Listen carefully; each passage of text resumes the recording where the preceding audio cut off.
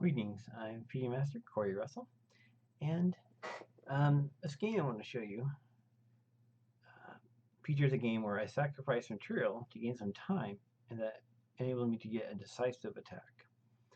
And so that's one thing I want to discuss before we begin, is that in any game there's two balances going on. There's time and there's material. Sometimes, if you need to gain time in position, you sacrifice material, typically a pawn or an exchange. And sometimes as much as a piece.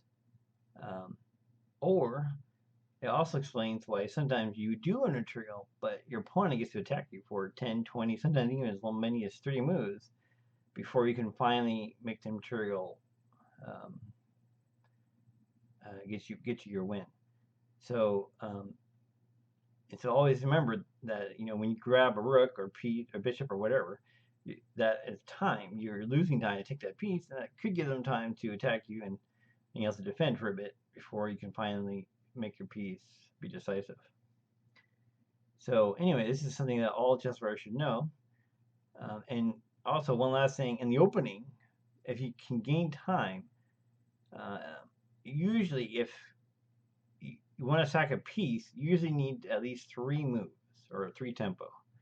If you gain at least 3 tempo or more, then it's usually worth sacrificing the piece. So that's the general rule. Okay, on to the game. My opponent, by the way, is a master. And I'm a master also, as is played on chess.com. And here we go. I was white. So I play one of my mainstays, the white side of Ruy Lopez. I have a lot of experience in the exchange variation. I wouldn't really recommend playing exchange unless you study the lines like in an opening book. Because if you don't know the lines, black is an easy game. So you got to know the exact lines to get a small advantage for white. He takes my knight. This is not, I mean, it's not losing, but this isn't really a good move. The book move actually is h5. And you can get really exciting because, like, for example, white going to go here, attacks the knight, here, here, knight. It gets pretty crazy. This is an actual line. And you don't want to take because then black gets a decisive attack. Mate. So anyway, this is the book line. And that's what he should have done. And he took it instead, which I was very happy to see because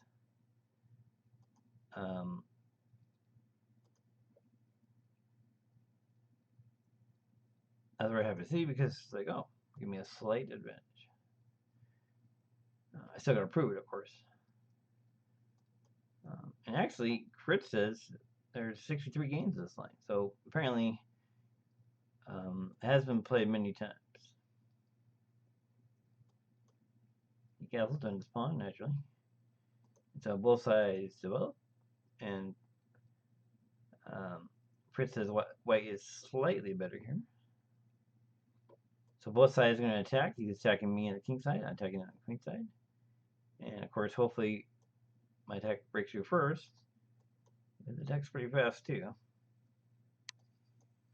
I was expecting g4.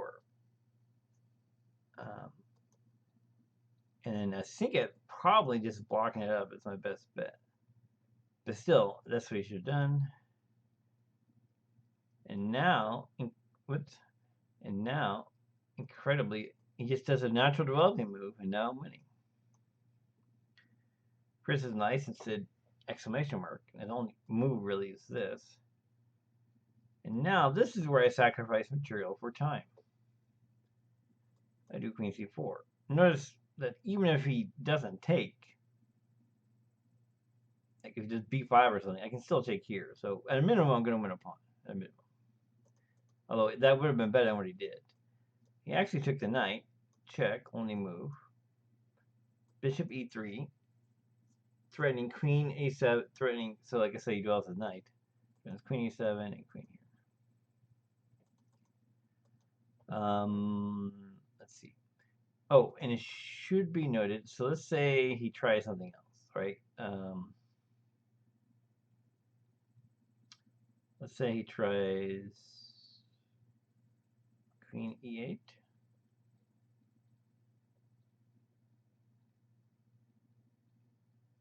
Could do check. See, does that? Is that anything? No, actually, yeah. Why he should? Well, I can get first roll check, I guess. But,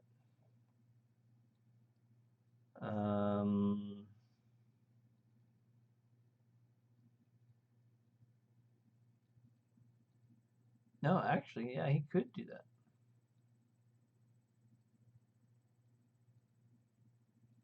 Well, okay, wait a minute.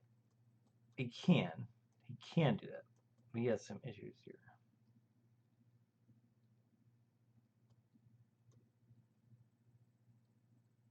right? Because Rook A3 is pretty nasty. Ooh. Yeah. Yeah, okay. So I'm still winning this. This is still win. And mate.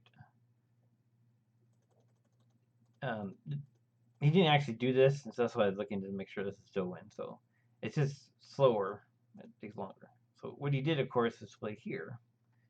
He didn't move the queen. He played here to block the bishop. But now the bishop on d6 no longer controls a3, which allows the rook left.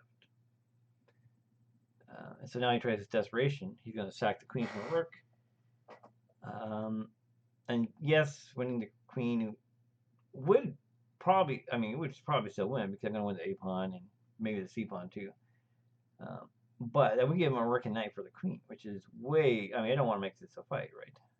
I want it to be over. So I'll play c4. Because now he's just utterly helpless. Well, he could do this, I guess. Oh, no, he can't do that. Just take his queen. Yeah, there's no moves. So now he's helpless. So he just develops a piece, which is nice, and then rook b3, checkmate. So this shows you I sacrificed a piece to gain a little bit of time on my attack, and that a little extra time proved decisive. So I hope you guys enjoyed this game, and I'll see you next time.